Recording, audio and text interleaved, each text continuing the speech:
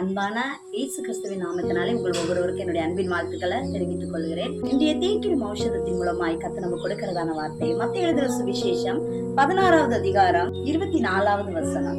அப்பொழுது இயேசு தம்முடைய சீசர்களை நோக்கி, ஒருவன் என்னை பின்பற்றி வர விரும்பினால் அவன் தன்னைத்தான் வெறுத்து தன் சிலுவையை எடுத்துக்கொண்டு என்னை பின்பற்ற கடவன்.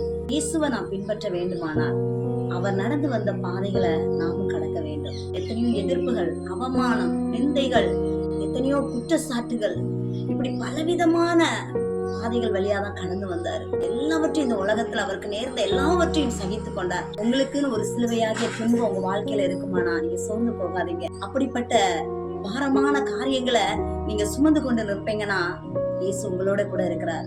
சுமக்க உங்களுக்கு பலன் தருவார். கர்த்தர் லகுவாய் உங்களுக்கு மாற்றி விடுவார்.